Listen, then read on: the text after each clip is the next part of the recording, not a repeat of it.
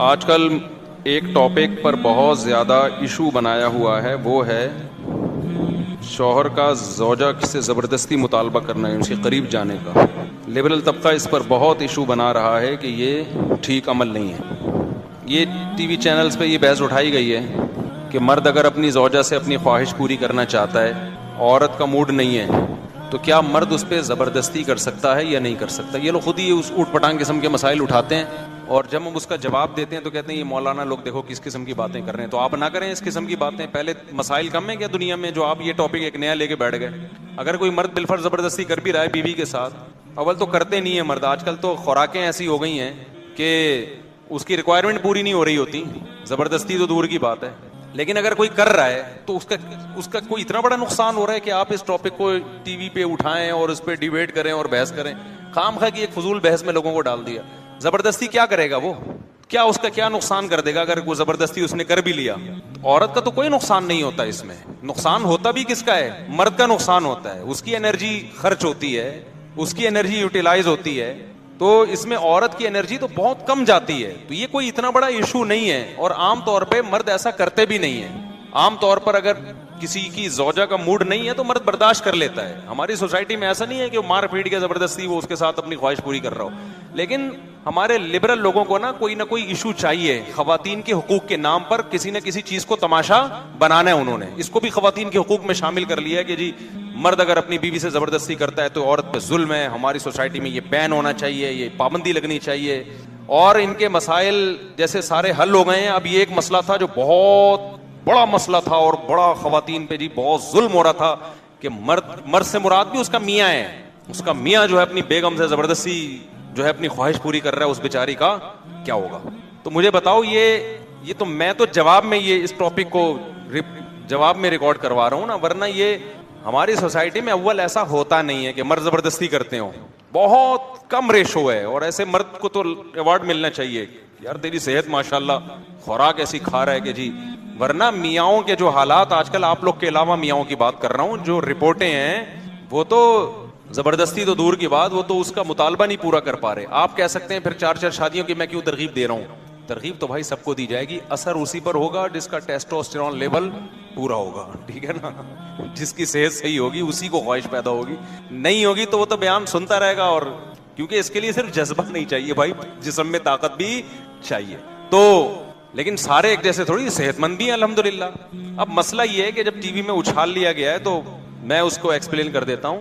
دیکھو، یہ جو خواتین کے حقوق میں یہ بات اٹھائی جا رہی ہے کہ شوہر اپنی بیوی سے اپنی سیکشول ڈیزائر زبردستی پوری نہیں کر سکتا، یہ عورت پہ ظلم ہے، یہ مسئلہ اٹھایا جا رہا ہے۔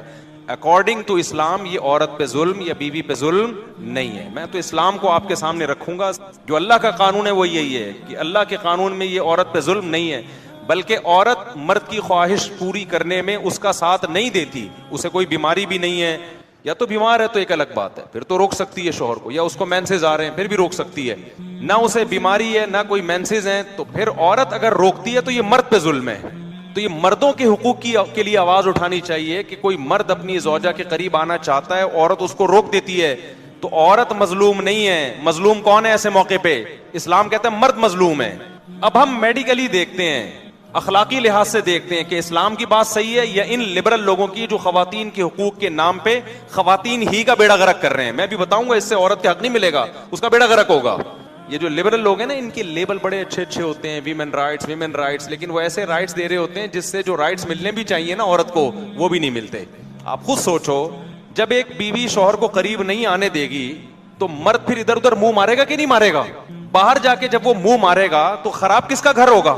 اسی کا گھر خراب ہوگا۔ جو تھوڑی بہت آپس میں ریلیشن تھے وہ بھی خراب ہوں گے، اور ڈیورس کے نتیجے میں مرد کا اتنا نقصان نہیں ہوتا جتنا نقصان کس کا ہوتا ہے؟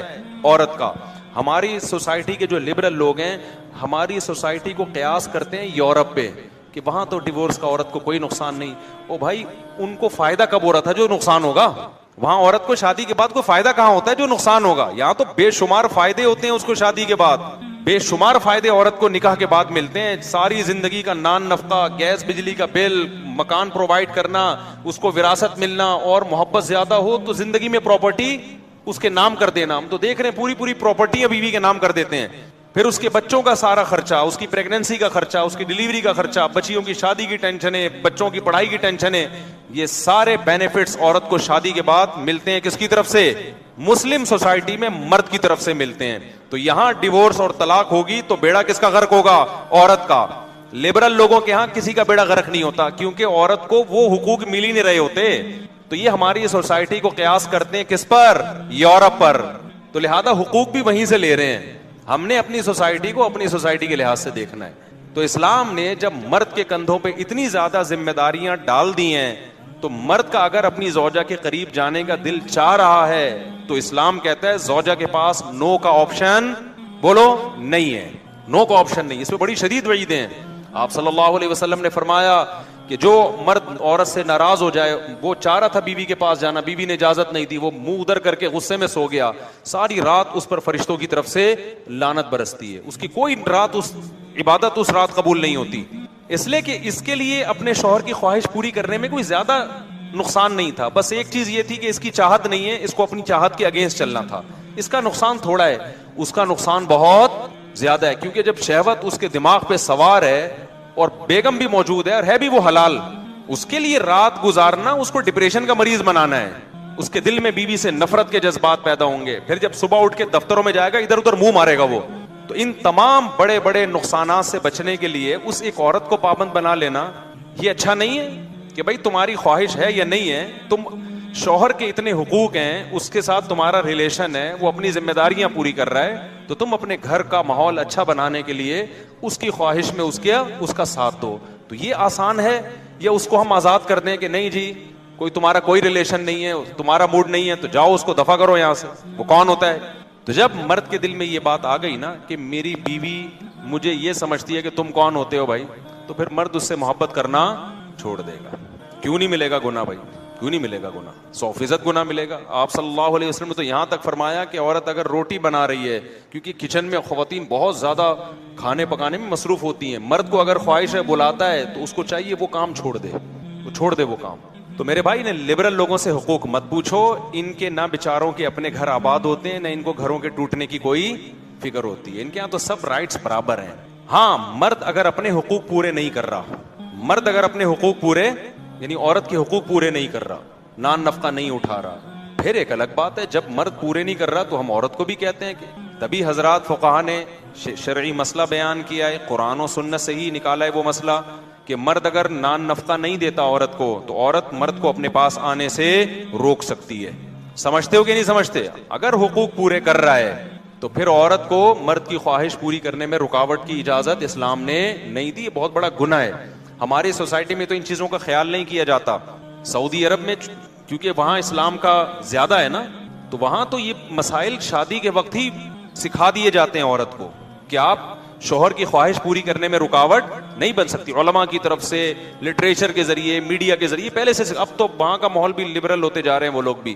تو یہاں تک علماء نے بیان کیا ہے کہ عورت کوئی ایسا کام نہیں کر سکتی. دیکھو, نفلی روزہ رکھنے پر پابندی لگا دی شریعت نے شوہر کی مرضی کے بغیر, کہ شوہر اگر گھر پہ موجود ہے تو اس کی پرمیشن کے بغیر عورت نفلی روزہ نہیں رکھ سکتی, کیونکہ وہ روزہ رکھے گی, شوہر اپنی اگر خواہش پورا کرنا چاہے گا تو روزے کی وجہ سے نہیں کر سکتا. اس لیے عبادت پہ پابندی لگا دی, اللہ نے اپنا حق چھوڑ دیا. ہاں, فرض روزہ تو ہر صورت میں رکھنا پڑے گا, تو نفلی روزہ رکھنے پر پابندی ہے. رکھنا ہے تو پہلے شوہر کی پرمیشن ہو. ہاں, شوہر اگر سفر میں ہے, پھر اگر نفلی روزہ رکھنا چاہتی ہے, پھر شوہر پابندی لگائے, پھر عورت پر اس کی اطاعت کرنا لازم نہیں ہے, کیونکہ خامخواہ کی پابندی ہے. تو پہلے تو اللہ کا حق ہے بھائی عبادت کرو.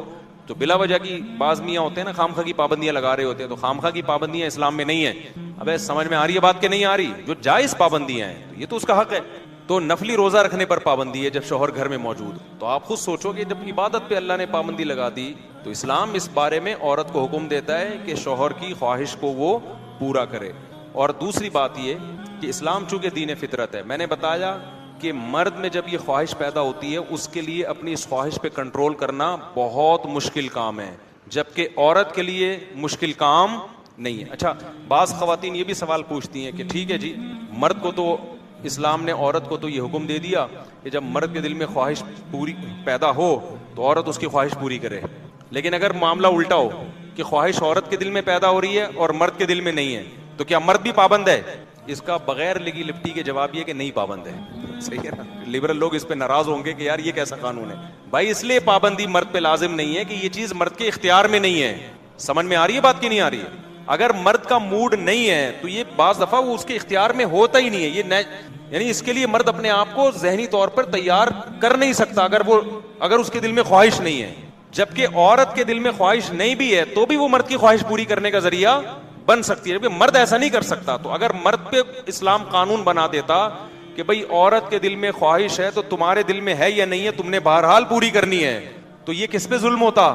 یہ آدمی پہ ظلم ہوتا. سمجھ میں نہیں آ رہی میرا خیال ہے بات؟ تو جو اسلام کا قانون ہے نا وہی بہتر ہے. باقی اخلاقی پابندیاں ایک الگ بات ہے.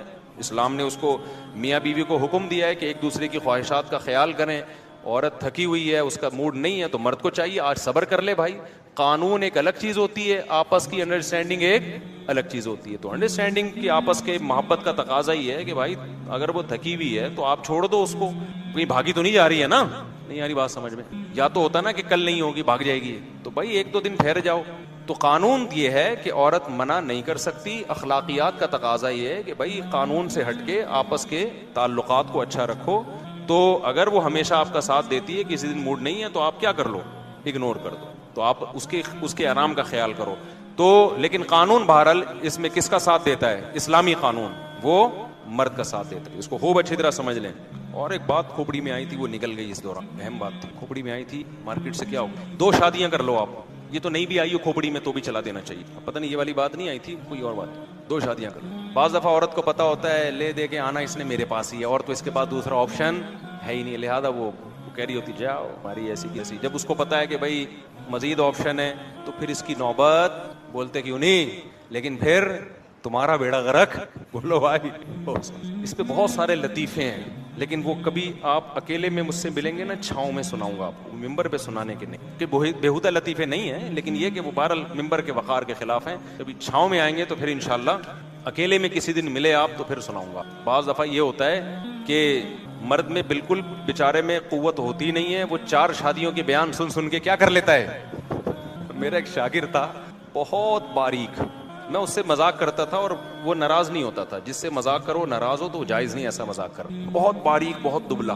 تو جب میں 4 شادیوں کی بات کرتا ایک دم جوش میں آ جاتا, ایک دم کہ میں کروں گا. میں اسے کہتا تھا کائنڈلی آپ ذرا اس ڈیزائن پہ, میں نے کہا یہ باتیں بھی سوٹ نہیں کر. میں نے کہا یار پہلے اپنی صحت تو دیکھو یار. کیا مطلب؟ میں نے کہا بھائی آپ کریں شادی, لیکن بیگم کے کمرے میں جانے سے پہلے گلوکوز کی 4 بوتلوں کا انتظام لازمی, ایمرجنسی میں کچھ بھی ہو سکتا ہے. تو خیر وہ ہنستا تھا. تو کہہ رہا پھر مجھے بتائیں استاد جی میں کیا کروں, جان کیسے بناؤں. میں نے کہا دیکھو جم جاؤ. کہہ رہا تھا مجھ سے جم میں ویٹ نہیں اٹھتا. تو میں اس کو سمجھا رہا تھا کہ یار 1-1 کلو کی پہلے پلیٹیں لگا لو, ہلکا ویٹ اٹھاؤ. کیونکہ جم جتنے بھی نوجوان جو بیچارے انچر پنچر جن کا ڈھیلا ہو چکا ہے نا, ہڈیوں کے ڈھانچے بن چکے ہیں, تو یاد رکھو یہ جو حکیموں کی طاقت کی دوائیں ہیں نا, اور یہ اوٹ پٹانگ ٹیکے میکے, یہ صحت کو اور خراب کرتے ہیں. کوئی بھی سمجھدار حکیم ہوگا وہ وہی بات کہے گا جو میں آپ سے کہہ رہا ہوں. صحت کوئی ایسی دوا نہیں ہے جو 2 گولیاں کھا کے آپ ایک دم ٹارزن بن گئے. یہ سب صحت برباد کرنے والی باتیں ہیں. دیکھو صحت اچھی ہونے کا مطلب کیا ہے؟ جس کی صحت ٹھیک ہے نا وہ دیکھ بھی رہا ہے, سن بھی رہا ہے, چل بھی رہا ہے, بول بھی رہا ہے. تو سمجھ ساری چیزیں ٹھیک ہیں اس.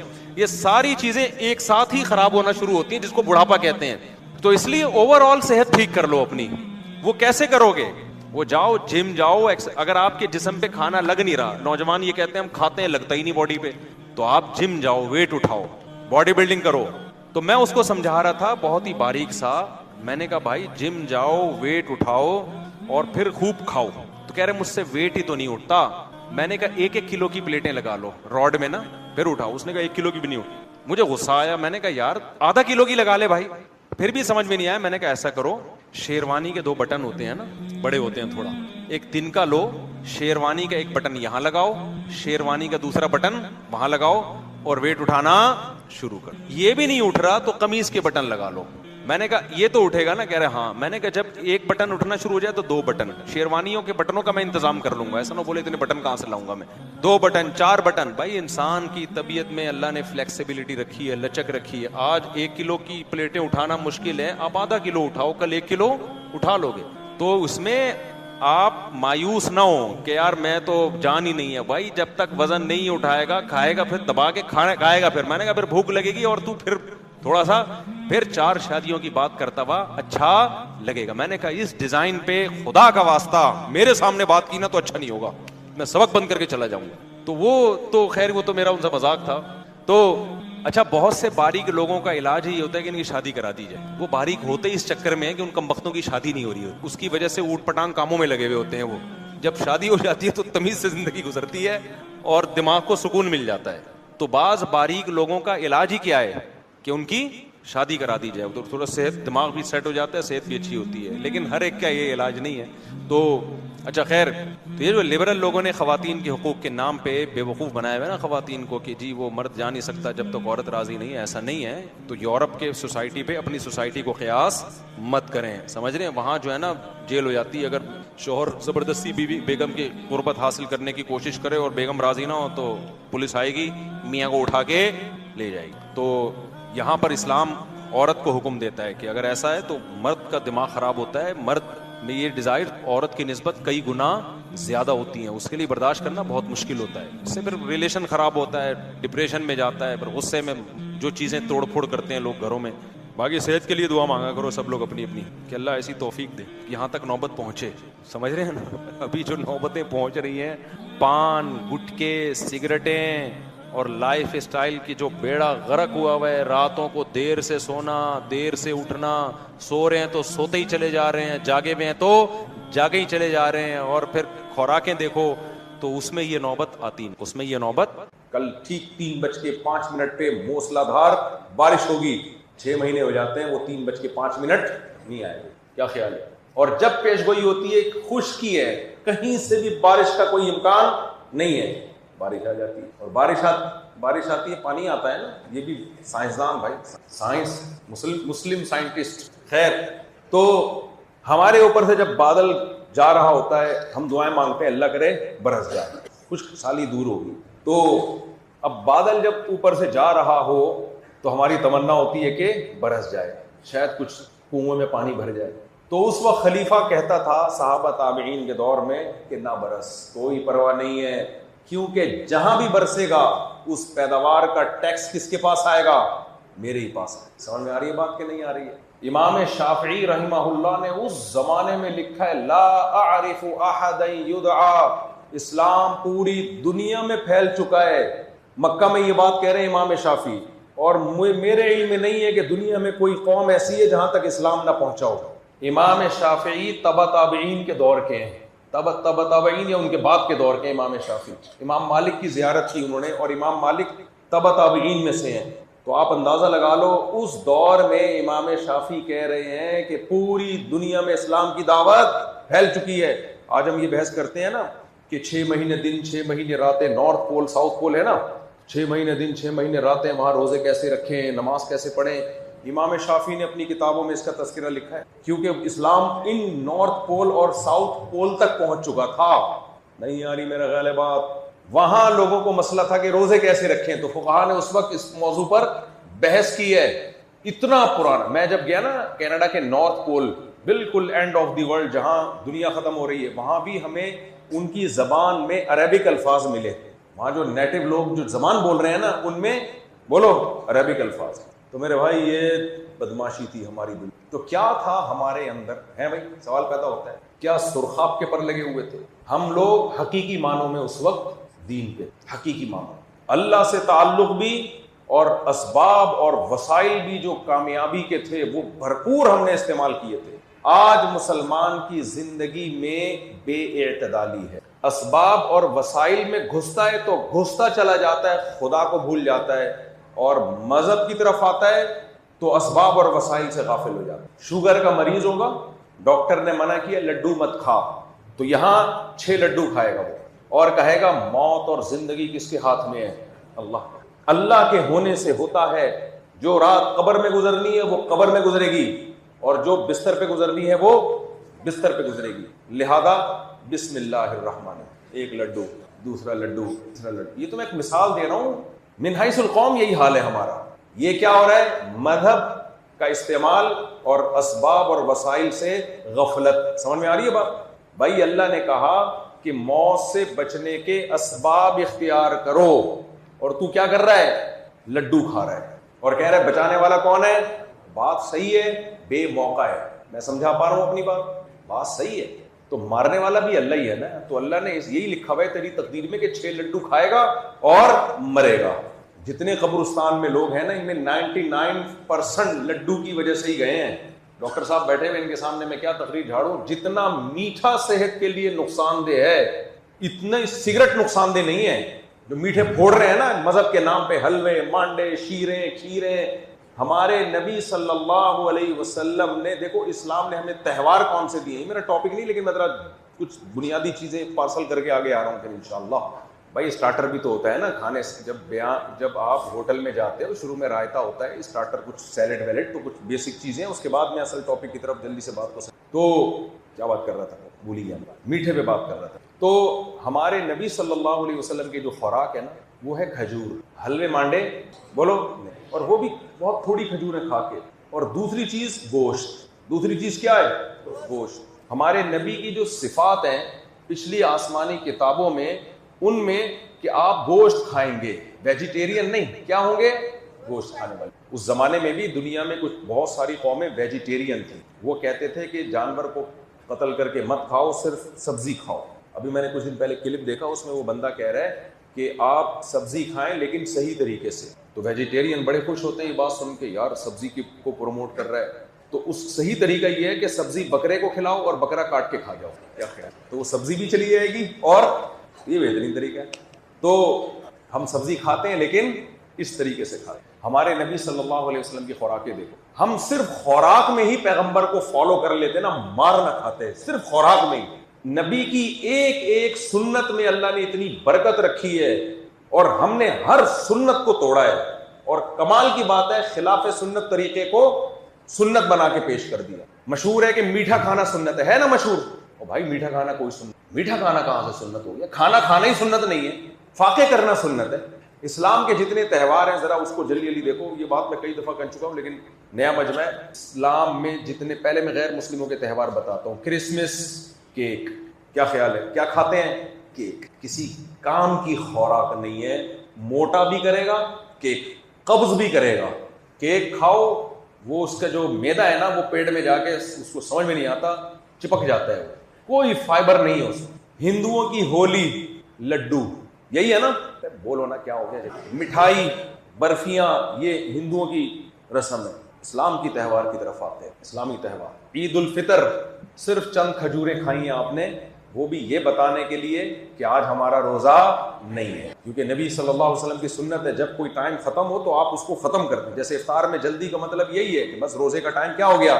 ختم، لیکن اس میں بھی اسلام نے مغرب کی نماز رکھ دی کہ تھوڑا کھاؤ، جماعت نہیں چھوڑ دینا۔ تو شکر ہے اللہ نے مغرب کی نماز رکھ دی ہے، ورنہ ہم سحری تک کھاتے رہتے۔ اللہ نے کہا چند نمازیں لو، اس کے بعد کہا جاؤ نماز پڑھو، اس کے بعد آدمی کی بھوک ہی ختم ہو جاتی ہے۔ زبردستی کوئی ٹھوسنا چاہے تو ڈھیٹ کا دنیا میں کوئی علاج نہیں ہے، لیکن اسلام نے جو طریقہ رکھا ہے وہ یہ رکھا ہے کہ چند نوالے کھانے کے بعد جماعت سے نماز اور پھر واپسی پہ بھوک ختم۔ سمجھ میں آ رہی ہے بات؟ یہ ہے عید الفطر۔ باقی تہوار کیا ہیں؟ عید الاضحیٰ، اس میں مٹھائیاں ہیں، بولو، لڈو ہیں، کتنی جلیبیاں کاٹنے کا اور پکانے کا اور جلیبیاں بانٹنے کا ہمیں عید الاضحیٰ کے دن حکم ہے؟ نہیں بھائی، گوشت، کلو منہا، اللہ کہتے ہیں اس گوشت میں سے خود بھی کھاؤ، وَأَطْعِمُ الْبَائِسَ الْفَقِيرَ، اور غریبوں مسکینوں کو بھی لڈو کھلا کھلا کے شوگر کا مریض مت بناؤ، ان کو بھی کیا کھلاؤ؟ گوشت کھلاؤ، اور گوشت بھی چکن اور فش۔ یہ ڈاکٹروں کو کسٹرول ہے، نا نا، اللہ کہتے ہیں قربانی بقرعید والے دن عید جب مانوں گا گوشت بھی یا تو اونٹ کا، سارے ریڈ میٹ۔ نہیں آ رہی سمجھ میں بات؟ ہو سکتا ہے ڈاکٹر صاحب کو غصہ آ رہا ہو لیکن ڈاکٹر صاحب چلنے دیں۔ ریڈ میٹ، اونٹ اور بھینسا بھی گائے میں داخل ہے، گائے اور بکرا بکری، دمبا دمبی بھیڑ، اس سے نیچے کا نہیں چلے گا۔ یہ ہمارا تہوار ہے جس میں اللہ ہمیں کیا کھلا رہے ہیں؟ Red meat. میں اکثر ایک بیان کرتا ہوں نا کہ اللہ تعالیٰ نے دمبے کے پیچھے جو چکی لگا دی ہے یہ اصل میں گھی کا ڈبہ ہے، کہ جب جس دمبے کو ذبح کرو گے تو اسی ڈبے میں گھی ہے, الگ سے باہر سے مارکیٹ سے گھی خریدنے کی ضرورت نہیں ہے, اسی میں گوشت پکا کے کھانا. ہم نے کیا کیا, وہ چربی اٹھا کے پھینکی, اس کا صابن بنایا.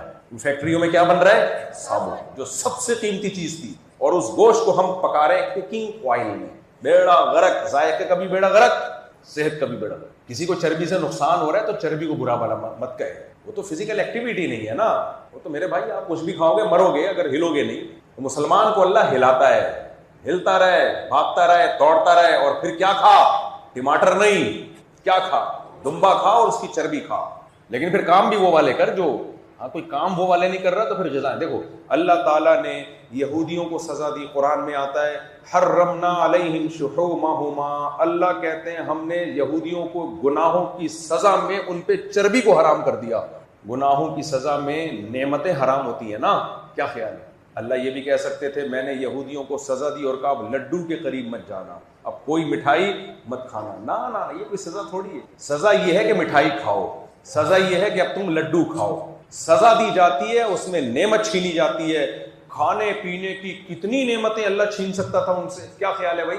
یار دیکھو بچہ امتحان میں پاس نہیں ہو رہا, محنت نہیں کر رہا, ماں باپ کہتے ہیں نا بیٹا اب تمہیں سزا ملے گی, تمہیں ٹافی بند, چاکلیٹ بند, یہی کہتے ہیں نا, چاکلیٹ بند, اب لالی پاپ تمہیں نہیں ملے گا, اب پیزا تمہیں نہیں ملے گا.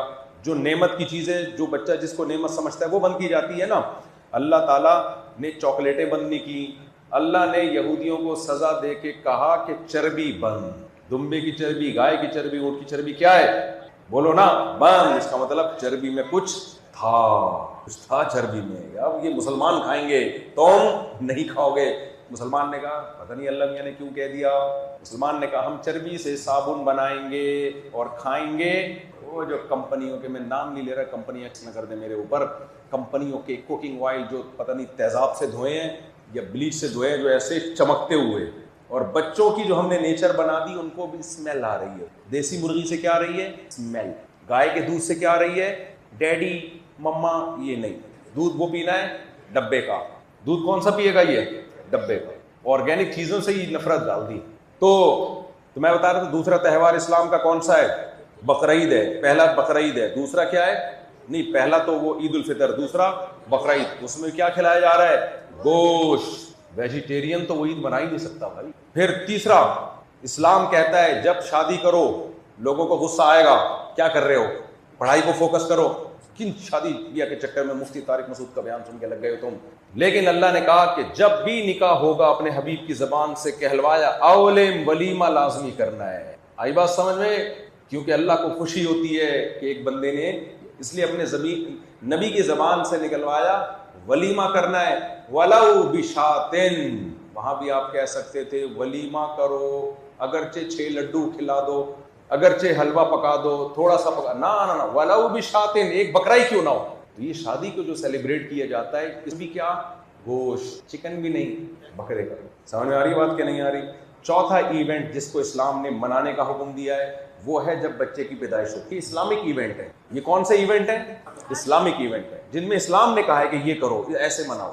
بچہ پیدا ہو, ہم کہتے ہیں یار سنا ہے بڑے عرصے بعد اللہ نے اولاد دی ہے, مٹھائی ہو جائے. مطلب ابھی تک اسلام سمجھ میں, نبی نے فرمایا بیٹی پیدا ہو ایک بکرا, لڑکا پیدا ہو کاش سمجھ جاتا, تڑپ جاتا. لڑکی پیدا ہوئی ایک بکرا یا گائے کا ایک حصہ یا ایک دمبا. لڑکا پیدا ہوا ہے گائے کے 2 حصے. یہاں بھی کیا ہے, میٹ, اور وہ بھی کون سا, ریڈ.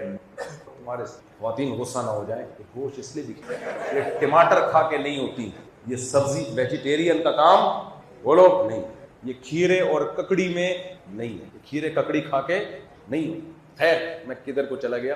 تو بات کیا چل رہی تھی یار, وہ موضوع میں دائیں ہو گیا نہیں. وہ تو اسلامی تہوار کی بات تو, یہ تو میں سیلیڈ رائتا چل رہا تھا نا. چلے چھوڑیں, خود ہی میں آ جاتا ہوں اصل ٹاپک کی. تو میں یہ کہہ رہا تھا ہم دیکھو ہماری خوراکیں دیکھو, کھا کے موٹے ہوئے جا رہے ہیں, پھیلے جا رہے ہیں. یہ ہمارا مذہب, یہ تو بھائی یہود و نصارہ کا تھا. نبی صلی اللہ علیہ وسلم کی بخاری کی حدیث ہے, ادھر توجہ, آپ صلی اللہ علیہ وسلم نے فرمایا, بخاری کی حدیث کا مفہوم اپنے الفاظ میں بیان کر رہا ہوں, کہ خیر القرون قرنی, سب سے بہتر میرا زمانہ, پھر اس کے بعد والا زمانہ. پھر آپ نے فرمایا اس کے بعد امت میں فساد آئے گا, اور فساد میں دو چیزوں کو آپ نے ہائی لائٹ کیا, دو خرابیاں اس امت میں آئیں گی. نمبر 1 جھوٹ, نمبر 2 موٹاپا. میں سمجھا پا رہا ہوں؟ کیا دو خرابی آئیں گی؟ جھوٹ, نمبر 2 موٹاپا. جھوٹ کے فسادات سب کو پتہ ہے. آپ نے موٹاپے کو کیوں ہائی لائٹ کی؟ وہ موٹاپا جو نیچرل نہ ہو, یہ ذہن میں رکھنا, قدرتی طور پر. ایسے حاجی عبد الوہاب صاحب کتنے بڑے اللہ والے بزرگ تھے, کوئی ان کی صحبت میں رہا ہے تو ان کو پتہ ہے 2 نوالے بمشکل کھاتے تھے, تو وہ نیچرلی ہے, وہ تو صحابہ میں بھی تھے. اصل موٹاپے کی بات نہیں ہو رہی, اصل ہو رہی ہے زیادہ کھانے کی. کوئی پتلا ہو کے پھوڑ دیتا ہے دیگیں, تو وہ اپنے پتلے ہونے پہ فخر نہ کرے. اصل بات کیا ہے؟ زیادہ کھانا. کیوں برا ہے؟ ابھی میں اس کی طرف آتا ہوں. اتنا میں کھانے کو کیوں فوکس کر رہا ہوں؟ آپ بولو گے یار آتے ہی کھانے پینے پہ شروع کر دیا, لڈو اور گوشت. کیا ہم تو اسلامی بیان سننے کے لیے آئے تھے. تو میں آ رہا ہوں ابھی اس کی طرف, آپ ذرا صبر کریں, صبر کریں. ہر ایک کا اپنا اسٹائل ہوتا ہے بات کریں. تو نبی صلی اللہ علیہ وسلم کی خدمت میں ایک کافر آیا. کون؟ توجہ ہے نا, کافر. بھوک لگ رہی تھی, آپ نے اس کو دودھ کا پیالہ پیش کیا, ایک پیالہ پی گیا. آپ نے کہا اور, اس نے کہا اور. دوسرا پیالہ پیش کیا, وہ تیسرا پیالہ پیش کیا, چوتھا پیالہ پیش کیا, پانچواں وہ بھی, چھٹا وہ بھی, ساتواں, آٹھواں کا بس. اس نے کہا بس شبیعت ہو, سیر ہو گیا, پیٹ بھر گیا میرا, اور نہیں چاہیے. اللہ نے اس کو اسلام کی توفیق دی. اس کے بعد اس نے اسلام قبول کیا, نبی برحق ہونے کی گواہی دی. اگلے دن دوبارہ آیا, اسی ٹائم پہ بھوک لگ رہی تھی, آپ نے دودھ کا پیالہ پیش کیا. دوبارہ پیش کیا, نہیں. اس نے کہا پیٹ بھر گیا. انگلش میں سمجھائیں ڈاکٹر صاحب. نہیں پیا اس نے کہا پیٹ بھر گیا.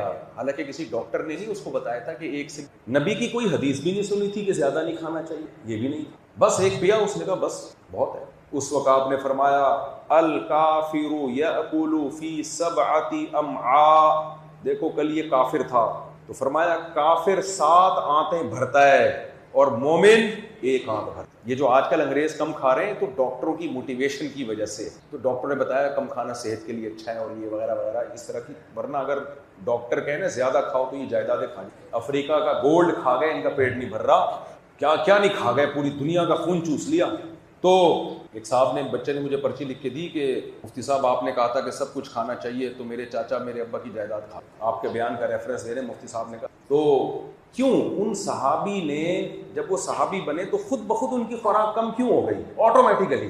پتہ ہے کیوں کم ہو گئی؟ اسلام لانے کے بعد ان کو احساس ہوا کہ ہمارا ہدف کچھ اور ہے, اور اس ہدف میں بھرا ہوا پیٹ رکاوٹ بنتا ہے. یہ خود بخود آٹومیٹیکلی ان کو سمجھ. ایک مثال سے بات سمجھاتا ہوں. آپ کا ہدف یہ تھا, آپ کو کسی نے کام دیا کہ تم نے یہاں سے وہاں تک دوڑ کے جانا ہے. آپ فوجی ٹریننگ لے رہے تھے فرض کرو, آفیسر نے بولا کہ تم نے اس پول سے اس پول تک 1 منٹ تک یہ پول تم نے بھاگ کے کراس کرنا ہے, آج بھی اور کل بھی, 2 دن تمہیں دیے جا رہے ہیں. پہلے دن آپ نے 4 پراٹھے پھوڑے کہ جسم میں طاقت آئے گی اور میں یہاں سے لے کے وہاں تک 1 منٹ میں دوڑوں گا. دوڑ لو گے.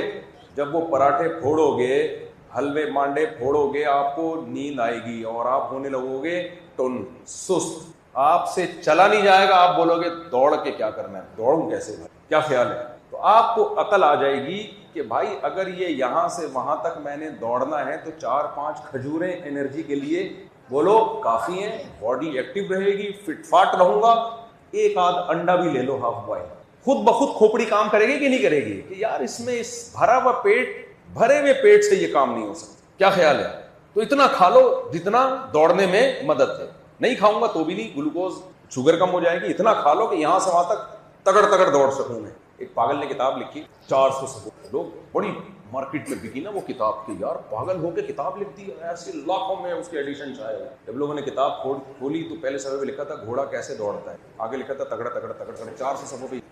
جب بھی میں تگڑ تگڑ بولتا ہوں مجھے یہ کتاب یاد آ جاتی. تو اس کو خود اگلے دن اندازہ ہو گیا کہ بھائی میرے ہدف کو حاصل کرنے میں سب سے بڑی رکاوٹ بھرا ہوا پیٹ ہے. تو جب وہ کافر نے اسلام قبول کیا نا تو اس کو اندازہ ہو گیا کہ بھائی اب مجھے اللہ کو راضی کرنے کے لیے فجر میں بلکہ تہجد میں اٹھنا پڑے. بھرے ہوئے پیٹ کے ساتھ آپ صبح نہیں اٹھ سکتے. فجر کی نماز جماعت سے پڑھنی پڑے گی. ہم رات کو 1 یا 2 بجے جو شادیوں میں کھانا کھا کے سوتے ہیں, پولیس بھی ہمیں فجر میں نہیں اٹھا سکتی. سمجھ آئی؟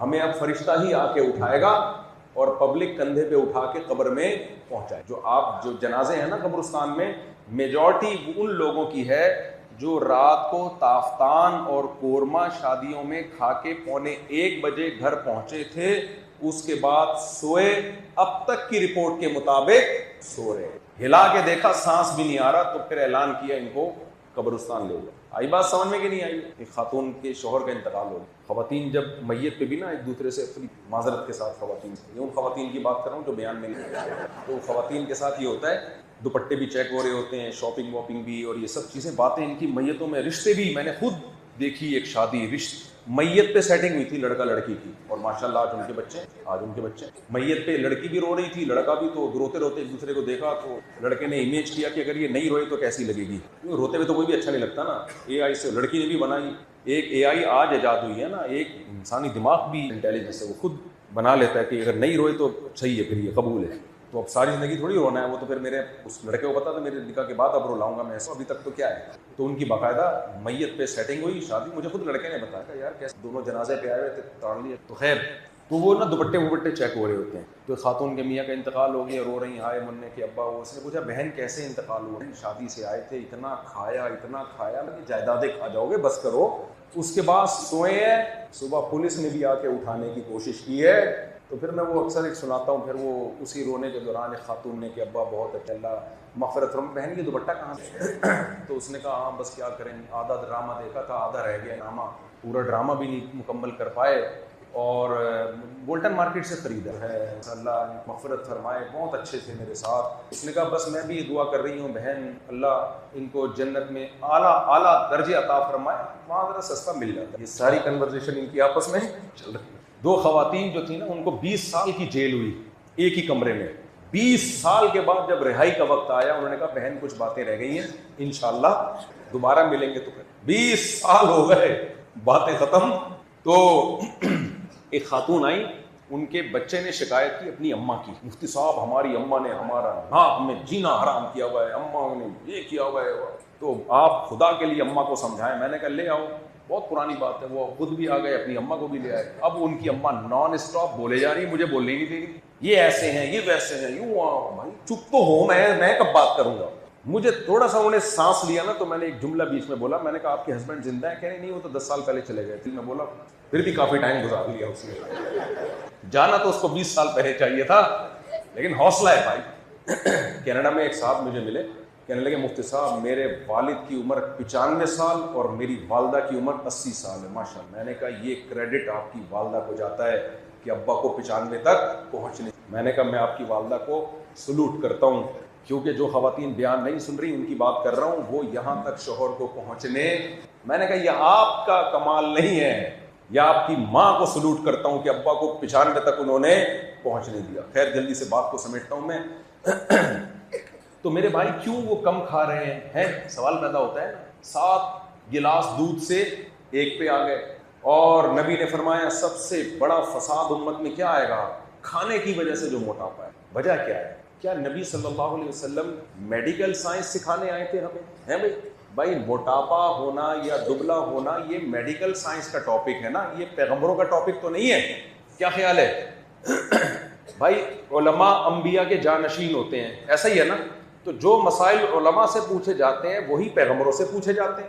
تو کبھی کوئی علاج کے لیے علماء کے پاس آتا ہے, بھائی مفتی صاحب آپ بتائیں کہ میرے بھائی کو کینسر ہو گیا, اس کا علاج بتائیں. میں بولوں گا بھائی جاؤ ڈاکٹر کے پاس جاؤ. مفتی صاحب میرے بھائی کے گھٹنے میں درد ہے, کوئی دوا بتائیں. میں بولوں گا بھائی جا کے ڈاکٹر کو دکھانا. تو کہے گا آپ کس بات کے مفتی؟ تو میں کیا کہوں گا بھائی یہ میرا ٹاپک نہیں ہے میڈیکل سائنس. تو یاد رکھو علماء انبیاء کے وارث ہیں. جب علماء کا ٹاپک میڈیکل سائنس نہیں ہے تو اس کا مطلب پیغمبروں کا ٹاپک بھی میڈیکل سائنس نہیں ہے. پیغمبروں کا ٹاپک ہے انسانیت, اخلاقیات, عقیدہ درست کرو, اعمال درست کرو. لیکن پھر پیغمبر کھانے کو فوکس کیوں کر رہے ہیں, موٹاپے کو پسند کیوں نہیں, کیوں نفرت کر رہے ہیں اس سے؟ وجہ اس کی ہے کہ اسلام مسلمان کو ایکٹیو دیکھنا چاہتا ہے، سست مسلمان سے اللہ کو نفرت. یہ اسلام پہ بوجھ ہے. سست داماد پسند ہے کسی کو؟ بولو نا. کیوں؟ بیٹی کے حقوق مار دے گا یہ کم وقت، نہ جاب کے لیے اٹھے گا، بچی بیمار ہوگی اس کو ہاسپٹل نہیں لے کے جائے گا، بیگم کے کوئی مسئلہ ہوگا تو وہ مسئلہ ٹھیک پڑا ہی رہے گا آرام سے. میچ دیکھ رہا ہوں میرے بھائی. جب آپ کو اپنے دامادوں میں سست داماد پسند نہیں ہے، اپنی اولادوں میں سست اولاد پسند نہیں ہے، تو اللہ اس کے رسول کو سست مسلمان کیسے پسند ہوگا؟ نہیں آ رہی میرا خیال ہے. سست مسلمان نہیں پسند. تبھی نبی صلی اللہ علیہ وسلم نے دعا مانگی، اللہم انی اعوذ بک من الکسل. اے اللہ سستی سے تیری پناہ مانگتا ہوں. اور پوری دنیا کے ڈاکٹر اس پر متفق ہیں. ڈاکٹر صاحب بیٹھے ہوئے، میں کیا بتاؤں، سب سے زیادہ سستی پیدا کرنے والی غذا میٹھا کیا ہے؟ بولو. اور اگر وہ لیکوڈ فارم میں ہو، بیڑی شربت پی لو بس. افطاری میں جو شربت پیتے ہیں بے ہوش ہو کے مگرمچھ کی طرح پڑے رہتے ہیں. آپ نے دیکھا ہو بے ہوش ہو کے پڑے ہوتے ہیں مگرمچھ. تو بھائی اللہ اس کے رسول ہمیں ایکٹیو دیکھنا چاہیے. اوریجنل اسلام ایکٹیونیس کے بغیر نہیں آ سکتا، ہمت کے بغیر نہیں آ سکتا. اس لیے حکم دیا جا رہا ہے ہمت پیدا کرو. یہ روزے کیوں رکھوائے جا رہے ہیں؟ رمضان کیا ہے؟ ایسا کوئی مہینہ نہیں آتا جس میں اللہ کے رسول نے تعلیم دی ہو کہ تم 2 وقت کھاتے ہو تو اب 6 وقت کھاؤ. یہ مہینہ ہے کھانے کا مہینہ. کوئی اسلام میں کھانے کا مہینہ آیا؟ صرف 3 دن بقرعید کے کھانے کے ہیں، وہ بھی گوشت. وہ بھی کیا ہے؟ کھانے کا کوئی مہینہ نہیں ہے، کوئی کھانے کا کوئی ترغیب نہیں ہے. اسلام میں روزے کیا ہے؟ روزے. 1 مہینہ روزے رکھے ہم نے. پیر جمعرات کا روزہ رکھنا سنت، ایام 20 کا روزہ رکھنا سنت. پھر نبی صلی اللہ علیہ وسلم، سیدہ عائشہ فرماتی بعض دفعہ روزے رکھنے پر آتے رکھتے چلے جاتے، ایسا لگتا اب زندگی پر روزے کبھی نہیں چھوڑیں گے. پھر چھوڑ دیتے تو پھر طویل عرصے تک چھوڑے رکھتے. تو روزوں پہ سیٹ ہونا پڑے گا. سمجھ میں آ رہی ہے بات؟ اپنی خواہشات کو کنٹرول کرنا، یہ والا اسلام اللہ چاہتے ہیں. بے لگام خواہشات والا اسلام اللہ کو پسند نہیں ہے. میرے اور آپ کا اسلام، اس میں خواہشات پوری ہو رہی ہیں، قربانیاں نہیں ہیں. تو اسلام نے ہمیں روزے کا حکم دیا. کیوں؟ لعلکم تتقون، تاکہ تمہارے اندر بچنے کی طاقت. دیکھو تقویٰ قرآن میں ہے نا کہ روزے کا حکم میں نے کیوں دیا. آپ نے علماء سے سنا ہوگا نا. حکمت کیا ہے؟ بس بات کو میں سمیٹ رہا ہوں. حکمت کیا ہے اس کی؟ لعلکم تتقون. ہم رمضان کے روزے کیوں رکھتے ہیں؟ تاکہ تقویٰ کسے کہتے ہیں؟ تاکہ تقویٰ پیدا ہو. تقویٰ کسے کہتے ہیں؟ اردو میں کہتے ہیں نیک آدمی. انٹیوں کو جھانکتا نہ ہو، شریف. خاتون کے میاں مر گئے نا، کہہ رہی ہائے ہائے منہ کے ابا بہت اچھے تھے، آج تک کسی خاتون کو نظر اٹھا کے نہیں. کل لکھیوں سے دیکھتے تھے، اتنی ہمت نہیں تھی کہ منہ پورا بھر کے دیکھیں، اتنے نیک. تو اس کا خیال تھا کہ اتنا بھی اس زمانے میں کیا ہے. ہمارے یہاں تو دیکھو کوئی انٹی ایک گیٹ سے گلی سے داخل ہو، ٹھرکی لوگ جب تک وہ گلی کے دوسرے کنارے سے نکل نہ جائے نا، نظر نیچے نہیں آتی. تو تقویٰ کا لفظی مطلب نیک، لیکن تقوی کا حقیقی مطلب یہ نہیں ہے. لغوی میں مطلب تقویٰ عربی میں کہتے ہیں بچنے کو. کسے کہتے ہیں؟ بہت اہم پوائنٹ، بس یہ میں بیان کا خلاصہ آخر میں بتا رہا ہوں جو اتنی لمبی تمہید باندھی ہے. تقویٰ نام ہے کس کا؟ بچنے کا. وقایا بچنے کو کہتے ہیں. بچا کس چیز سے جاتا ہے؟ جس چیز میں انوالو ہونے کا خطرہ ہو. دیکھو ڈاکٹر آپ کو کہتا ہے ان خوراکوں سے بچیے، کہتا ہے کہ نہیں کہتا؟ کن خوراکوں کے بارے میں کہتا ہے؟ جن خوراکوں کے بارے میں اس کو خطرہ ہوتا ہے کہ آپ کھاؤ گے یا آپ کا دل چاہے گا. جن خوراکوں کے بارے میں اس کو اطمینان ہے کہ نہیں کھاؤ، اس میں وہ کہتا ہی نہیں ہے کہ اس سے بچو. ورنہ تو وہ ڈاکٹر پھر آپ کو پوری فہرست دے کے یہ بھی نہیں کھاؤ، یہ بھی نہیں کھاؤ، یہ بھی نہیں کھاؤ، یہ بھی نہیں کھاؤ، یہ بھی نہیں کھاؤ، یہ بھی نہیں. آدمی کہتا ہے بھائی کیا نہیں. تو ڈاکٹر چند کامن چیزیں بتاتا ہے جس کے بارے میں ڈاکٹر کو خطرہ ہوتا ہے کہ بھائی سوسائٹی میں بریانی چل رہی ہے، نہاری چل رہی ہے، پیزا چل رہا ہے، برگر چل رہا ہے، ڈبل روٹی چل رہی ہیں، یہ وغیرہ وغیرہ، ان سے ایوائڈ کرو. وہ یہ نہیں کہے گا چھپکلیاں مت کھاؤ، کہے گا بھائی کوئی بھی نہیں کھاتا. کتے مت کھاؤ، آپ کتے کے گوشت سے کیا کریں؟ ایوائڈ کریں. ہاں کوئی چائنیز علاج کے لیے آئے گا تو ڈاکٹر کہے گا کتا نہیں کھانا، یہ کتا پن اپنے ملک میں جا کے کرو. کیا خیال ہے بھائی؟ چائنیز ڈاکٹر جب پرہیز کی لسٹ بناتے ہیں تو اس میں عجیب، ہمارے ڈاکٹر جو پرہیز کی لسٹ بناتے ہیں اس میں ہوتا ہے کہ پیزا نہ کھائیں، جنک فوڈ نہ کھائیں، تلے ہوئے چپس نہ کھائیں، تلے ہوئے پکوڑے نہ کھائیں. یہ لسٹ ہو 20-25 چیز. چائنیز جب ڈاکٹر ہوتے ہیں نا وہ لسٹ بناتے ہیں، لال بیگ مت کھائیے، یہ لسٹ. آپ حیران، مچھر، میں مچھر کھانے کی چیز ایک پاکستانی میمن لوگ سے پیشگی معذرت، کوئی میمن بیٹھے ہیں، میمن کاروبار میں بہت دماغ چلتا ہے نا، تو یہ میمنوں پہ کسی انسلٹ مقصد نہیں ہے، صرف بتانا ہے کہ میمن کا دماغ کتنا کاروباری ہوتا ہے۔ ایک میمن کے یہاں بچہ پیدا ہوا تو لوگ آئے خوشی کے لیے نا، تو میمن کا بچے کو قوت گویائی مل گئی، اس نے کہا کم بختوں سارے ادھر آ گئے، دکان تمہارا باپ سنبھالے گا، پیدائش ہی اس کو بزنس کی فکر۔ تو ایک میمن چائنیز کے ساتھ سفر کر رہا تھا، سامنے چائنا والا بیٹھا ہوا ہے، ادھر میمن بیٹھا ہوا ہے، چائنیز کے مچھر ناک پہ آ کے بیٹھا، پکڑ کے کھا لیا اس نے۔ پہلے مچھر نے کوشش کی چائنا والے کو کھانے کی، لیکن چائنا والے کی طرف سے ریپلائی یہی آیا کہ وہ مچھر کھا گیا، کیونکہ چائنا میں کہتے ہیں ہر چیز کھا جاتے ہیں۔ اب مائنڈ دیکھو میمن کا، میمن کی ناک پہ مچھر آ کے بیٹھا، میمن نے پکڑا، چائنا والے سے بولا خریدے گا، ریٹ بتا، بزنس مائنڈ ہے یا نہیں؟ تو چائنا کے ڈاکٹر جب پرہیز بتاتے ہیں نا، پھر پرہیز میں یہ بتا رہے ہوتے ہیں کہ آپ چھپکلیاں سے تھوڑا اوائڈ کریں، چھپکلی اگر کھانی بھی ہے تو ایئر روسٹ کر کے کھائیں۔ اگر آپ نے کتا کھانا ہے تو کائنڈلی کتے کو بوائل کر کے آپ کھا سکتے ہیں، تھوڑا سا نمک چھڑک، یہ ان کا پرہیز۔ ہمارے یہاں ڈاکٹر یہ پرہیز بتاتے ہیں، یار بول لو نا بس بیان۔ اگر ڈاکٹر آپ سے کہے کہ بلی نہیں کھائیے گا، آپ کتا نہیں کھائیے گا، آپ ڈاکٹر کو بولو گے کیا ہو گیا ڈاکٹر صاحب دماغ صحیح ہے، تو ڈاکٹر کہے گا دیکھیں پرہیز تو گوشت سے کرنا ہے نا، تو یہ ان سے بھی کریں، یہ بھی ریڈ میٹ میں آتے ہیں۔ آپ کہیں گے کون کھا رہا ہے، یہ کھا کون رہا ہے؟ تو بچنے کا آرڈر وہاں دیا جاتا ہے جہاں خطرہ ہو کے پڑ جائے گا۔ اس میں آئی بات سمجھ میں؟ اب قرآن کی آیت کا مطلب سمجھو، اللہ کہہ رہے ہیں اے ایمان والو، ہم نے تم پہ رمضان کے روزے فرض کیے تاکہ تمہارے اندر بچنے کی صلاحیت پیدا ہو جائے، آج کی زبان میں ایوائڈ کرنے کی طاقت پیدا ہو جائے، چیزوں کو ایوائڈ کرنا سیکھو۔ بہت سی چیزیں ایسی ہیں جن کو دیکھ کے تمہارا دل اس کی طرف پھسلتا ہے اور تمہاری بریکیں ہو گئی ہیں فیل، تو بریک شو مضبوط ہو جائیں تمہارے، کیونکہ سب سے لذیذ چیز جس کو چھوڑنا سب سے مشکل وہ کھانا اور پینا ہے۔ تو جب اس پہ اپنے کنٹرول کر لو گے، بھوک بھی لگ رہی ہے، پیاس بھی لگ رہی ہے، دل بھی، روزے میں آدمی کی عجیب سی کنڈیشن ہوتی ہے، دماغ فریش نہیں ہوتا اس کا، کوئی بات نہیں، نہ ہو فریش، بچنا ہے، تو اس سے تمہارے بریک شو مضبوط ہو جائیں گے۔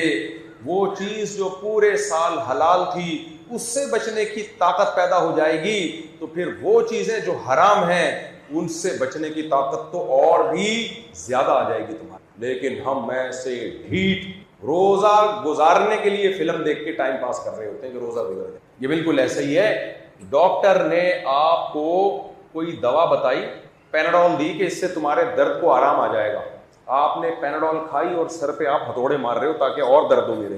ڈاکٹر کہے گا بھائی یہ پیناڈول تو درد صحیح کرنے کے لیے دی تھی، تو وہ درد والی چیزیں کیوں کر رہے ہو؟ ڈاکٹر نے کہا 2 گولی پیناڈول تاکہ سر کا درد ٹھیک ہو جائے۔ آپ نے بیگم کے سامنے دوسری شادی کی باتیں شروع کر دی اور اس نے جو ریپلائی کیا وہ درد آپ کا بڑھ گیا۔ آپ ڈاکٹر کے پاس آئے کہ میں نے پیناڈول سے درد تو ٹھیک ہو نہیں رہا، ڈاکٹر کے کر کیا رہے ہو؟ صاحب میں گھر میں 4 شادیوں والا بیان چلایا میں نے۔ ڈاکٹر کہے گا آپ کو پیناڈول نہیں، آپ کو ہڈیوں کے ڈاکٹر کے پاس جانا۔ بے وقوف کہے گا کہ نہیں کہے گا؟ تو میرے بھائی پرہیز جو علاج ہوتا ہے نا، جس بیماری سے انسان بچنے کے لیے علاج کرتا ہے اس بیماری کے اسباب سے دور ہو جاتا ہے۔ وہ آپ کو بخار ہے، ڈاکٹر نے کہا یہ گولی کھائیں بخار اتر جائے گا، لیکن آپ کیا کر رہے ہو؟ سویٹر اتار کے بنیان پہن کے برف کے پانی میں جا کے بیٹھ گئے آپ، تو کوئی بات نہیں میں تو گولی کھا رہا ہوں۔ ڈاکٹر کہے گا بھائی گولی تو اس لیے ہے تاکہ نارمل ٹیمپریچر پہ تیرا بخار اتار دے، تو جان کر بخار کو لے رہا ہے، تو اس سے زیادہ خطرناک بیماری میں آئے گا۔ تو رمضان میں اللہ نے ہمیں حکم دیا تھا کہ اے ایمان والو ہم تم سے روزے رکھوا رہے ہیں تاکہ تمہارے اندر تقوی پیدا ہو، بچنے کی طاقت پیدا ہو۔ کن چیزوں سے بچنے کی؟ مردوں میں بھی بچنے کی طاقت اور عورتوں میں بھی بچنے کی۔ مردوں میں نماز ضائع کرنا، یہ بیماری چھوٹ۔ نماز سست لوگ پڑھتے ہیں یا چست لوگ پڑھتے ہیں؟ چست آدمی سست تو پڑھا رہے گا، فجر میں بھی نہیں ہوگا، ظہر میں بھی۔ کچھ لوگ ہمیشہ آخری صف میں ہوتے ہیں، 3 رکعتیں نکلی بھی ہوتی ہیں، موت تک ایسا ہی ہوتا ہے ان کے ساتھ۔ ہمارے جاننے والے فجر کی 1 رکعت نکلتی تو کہتے تھے نماز کا ٹائم تھوڑا آگے ہو جائے تو پھر نہیں نکلے گی، نماز 5 منٹ آگے ہوتی تھی پھر 1 رکعت، پھر 5 منٹ آگے بھی پھر 1 رکعت۔ کچھ ہوتے ہیں نمازی ایسے جو ہمیشہ امام جب سلام پھرتے پیچھے کھڑے ہوئے ہوتے ہیں، موت تک ان کی روٹین یہی ہوتی ہے۔ جو نہیں پڑھ رہا وہ نہیں پڑھتا۔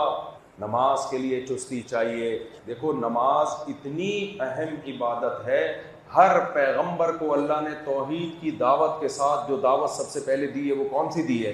نماز۔ اللہ اسلام قبول نہیں کرتا نماز کے بغیر۔ اللہ نہیں قبول کرتا. پہلے زمانے میں جو بے نمازی ہوتا تھا نا, اس کا جنازہ نہیں پڑھایا جاتا تھا. اپنے پردادے دادوں سے جا کے پوچھ لو, نماز جنازہ نہیں ہوتا تھا اس کا. کہتے ہیں تو مسلمان ہی نہیں, کوئی علامت ہی نہیں پائی جا رہی اس میں اسلام کی. آج خواتین شاپنگ کے نام پہ نمازوں کو ضائع کر دیتی, سفر میں نمازوں کو ضائع کیا جاتا ہے. میں جہاز میں دیکھ رہا ہوتا ہوں, ایک دو بندے نماز پڑھ رہے ہیں, سارے مسلمانوں کا جہاز ہے, سعودی عرب جا رہا ہے, 99% لوگ ضائع کر رہے ہیں. بھائی تم مسلمان کس بات کے ہو؟ اس کے بغیر تو اللہ اسلام مانتا نہیں ہے. نماز کے بغیر صحیح حدیث میں ہے, صحابی کہتے ہیں کہ ہم نبی کے دور میں اسلام پہچانتے ایسے تھے کہ جو مسجد میں آ کے نماز پڑھ رہا ہے وہ مسلم ہے, جو نماز نہیں پڑھ رہا وہ کیا ہے, کافر ہے. یہ واضح فرق تھا ہمارے زمانے میں. حتیٰ کہ منافق بھی آ کے نماز پڑھتے تھے تاکہ ان کا کفر دنیا کے سامنے ظاہر نہ ہو جائے. آج کتنا ہلکا لے لیا نماز.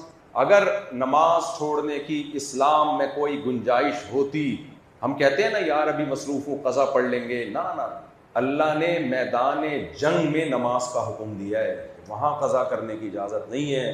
اس سے بڑی کوئی مشکل ہو سکتی ہے میدان جنگ؟ وہاں اللہ نے نماز قضا کرنے کی اجازت نہیں دی ہے.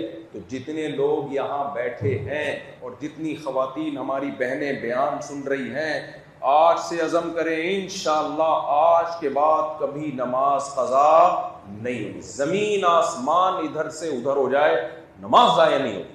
اور یہ چستی پیدا کرنی پڑے گی اس کے لیے. سست لوگوں کا کام نہیں ہے, سست لوگوں کا کام نہیں. اپنے لائف اسٹائل کو چینج کرو بھائی, کچھ بھی ہو جائے نہیں ہوگی چینج. ہمارے انڈیا سے ایک رشتہ دار آئے تھے, ریلیٹیو, 70 سال ان کی عمر تھی. ہم ان کو گھمانے پھرانے لے گئے. کسی نے بتایا کہ جب سے یہ بالغ ہوئے ہیں نا اب تک کوئی نماز ان کی قضا نہیں ہوئی, 70 سال کی عمر تک. ایسے پہلے زمانے میں بہت لوگ تھے. میں نے کہا یار یہ کیسے ہو سکتا ہے؟ میں نے کہا کبھی سوتے میں بھی نہیں نکلی. پھر مجھے اندازہ ہوا, ہم جب ان کو تفریح کے لیے لے کے گئے نا, بار بار بیٹا نماز کا ٹائم, بیٹا نماز کا ٹائم, مجھے اندازہ ہوا واقعی یہ کیا ہے, یہ نمازی. ان کو اپنی تفریح سے زیادہ فکر کس کی تھی کہ پہلے سے انتظام کرو بھائی, ایسا نہ ہو نماز کا ٹائم آئے اور نکل جائے, پتہ نہ چلے. ہر وقت ان کے ذہن پہ مسلط ہی ہے. ہم نے انکل کو نماز پڑھوائی ہے, ان کا سانس لیا.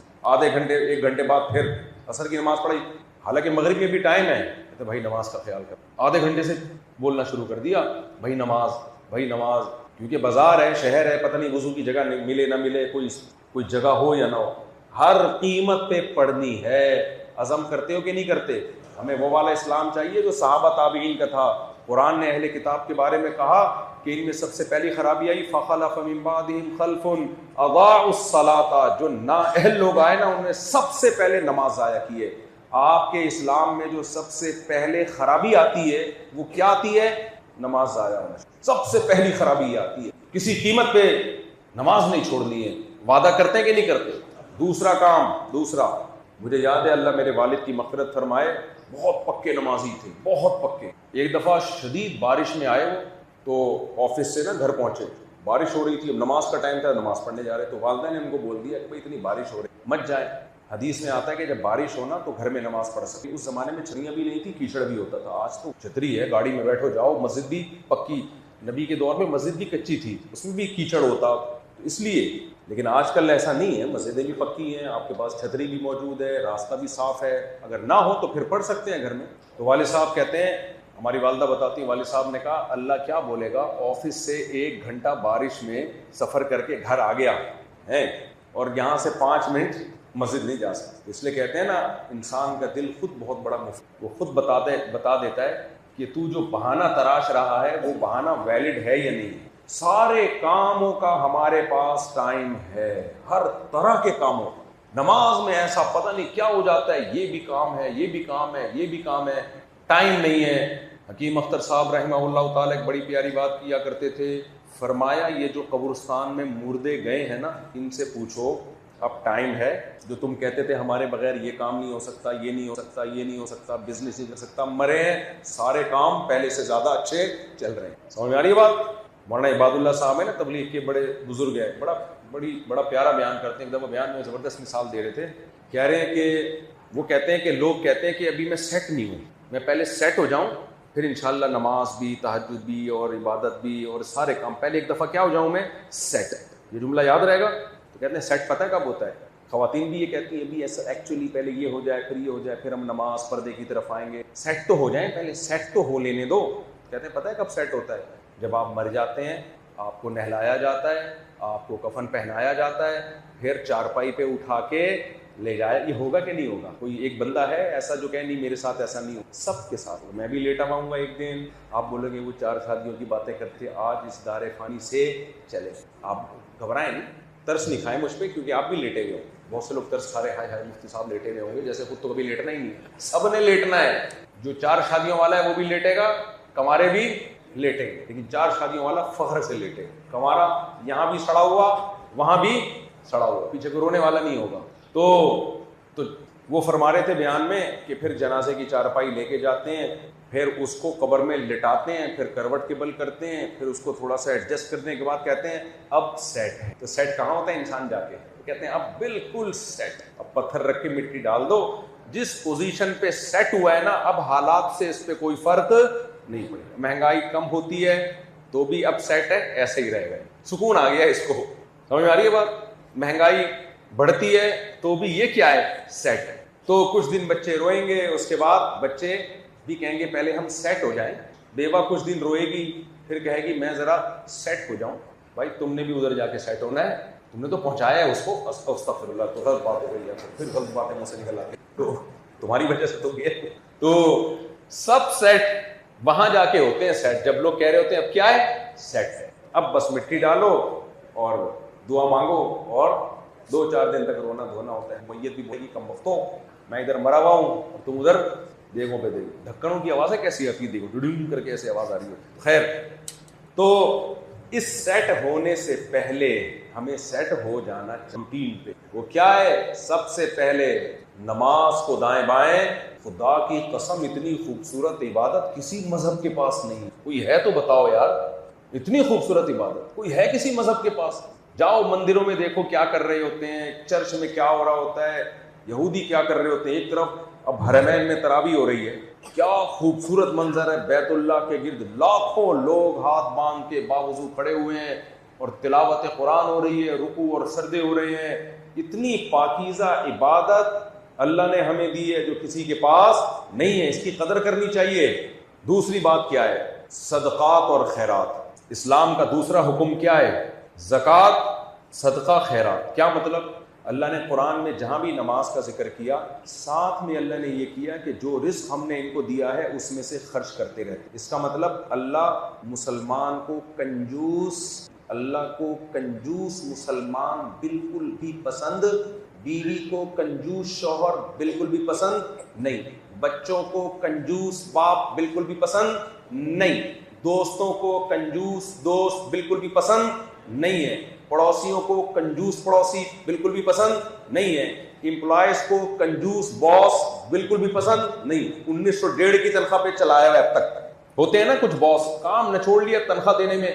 مالک مکان کو کنجوس کرایہ دار بالکل بھی پسند نہیں ہے. جو ایک نلکا بھی ٹوٹ جائے تو مالک مکان کو فون کر رہا ہوتا ہے نلکا لگا دو.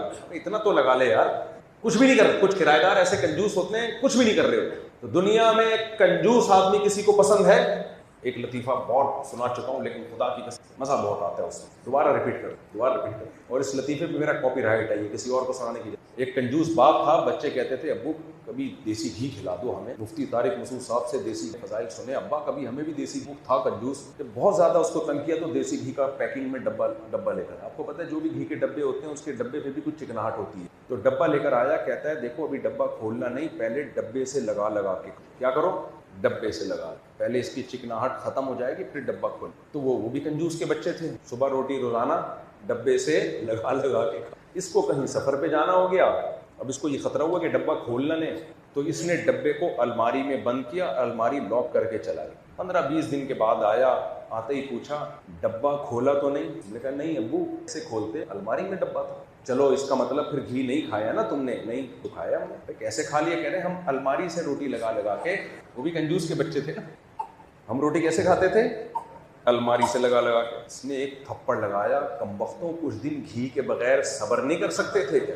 تو بتاؤ ایسا آدمی کسی کو پسند ہوگا؟ نفت العرب ایک عربی کی کتاب ہے, بڑے واقعات اس میں پرانے لوگوں کے لکھے ہوئے ہیں, عربی ادب کی کتاب. اس میں لکھا ہوا عرب میں یہ عادت تھی کہ اپنے باپ دادوں کی سخاوتیں بہت بیان کیا. باپ دادوں کی کہ میرا باپ اتنا سخی, شاعری میں باقاعدہ ان کے مشاعرے ہوتے تھے, میرا باپ اتنا سخی, وہ کہتے نہیں میرا باپ اتنا سخی. تو ایک عربی شاعر نے اپنے باپ کی سخاوت بیان کر کے مقابلہ جیتا. کیا جیتا؟ مقابلہ. اتنا اس کو سخی ثابت کیا نا کہ بس لوگوں نے اس کو کہا.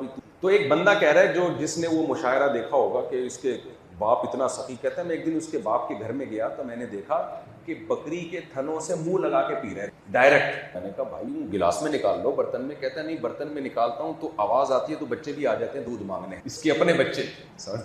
تو آواز سے بچنے کے لیے ڈائریکٹ تھن سے منہ لگایا کہ بچے نہ مانگ لیں، اور بچے بھی اپنے وہ محلہ پڑوس کے نہیں. کہہ رہے میں نے کہا مقابلہ تو یہ جیتا ہے کہ سخاوت حاتم طائی کی قبر پہ لات مار دی. مشاعرے میں تو ہم نے، اور حالت کیا ہے، بکری کے تھن سے ڈائریکٹ چوس رہا ہے جیسے بچے نہیں بکری کا بچہ پی رہا ہوتا کہ آواز نہ آ جائے، کہیں کوئی دودھ مانگنے نہ آ جائے. تو اب بتاؤ کنجوس کسی کو پسند ہے؟ نبی صلی اللہ علیہ وسلم نے فرمایا کنجوس آدمی جنت سے بھی دور، اللہ سے بھی دور، اللہ کی مخلوق سے بھی دور، سب نفرت کرتے ہیں، جہنم کے قریب ہے. اور سخی آدمی اللہ کے بھی قریب، اللہ کی مخلوق کے بھی قریب، اور جنت سے بھی قریب. دور کس سے ہے؟ صرف جہنم. ہمارے نبی سخاوت کے دریا تھے، امہات المومنین سخاوت کی دریا تھیں. صبح راشن ملتا، شام سے پہلے بڑھ جاتا سارا. تو اللہ نے یہ نہیں کہا کہ اسراف کرو، اپنی اوقات سے زیادہ خرچ کرو، لیکن اللہ نے یہ ضرور کہا ہے کہ اللہ کو پسند خرچ کرنے والے لوگ ہیں. کنجوس اللہ کو پسند. کہاں خرچ کرو؟ سب سے پہلے رشتہ داروں پر. یہاں کتنے ایسے میاں ہوں گے جن کی تنخواہیں ہیں بیویوں کو صبر شکر کی حدیثوں پہ ترخایا ہوا، حالانکہ اچھا کھا رہے ہیں، باہر نہاریاں پھوڑ رہے ہیں، بریانیاں پھوڑ رہے ہیں، پیزے کھا رہے ہیں، برگر کھا رہے ہیں. بیگم جب خرچہ مانگتی ہے تو ماش اور مونگ کی دال کے فضائل. میاں بھی دو طرح کے ہوتے ہیں، کچھ کھلے ڈلے ہوتے ہیں اور کچھ نے ہاتھ. اور ایسے بے غیرت میاں بھی مارکیٹ میں آئے جو کہتے ہیں ہم کمائیں گے ہی نہیں. کمائے گا کون؟ بیگم کمائے. ایسے بے شرم سسرال بھی ہیں جو بہو کے ٹکڑوں میں پلتے ہیں. آپ کبھی خوشبو لگا کے اکیلے آؤ ہمارے پاس، میں آپ کو ایسے ایسے لوگوں کے حالات بتاؤں گا، آدمی سر پکڑ کے بیٹھ جائے. تو بھائی اللہ نے مرد کو خرچ کرنے والا بنایا، عورت کو مرد سے کھانے والا بنایا. مرد کھلا کے خوش ہوتا ہے. سمجھ میں آ رہی ہے بات؟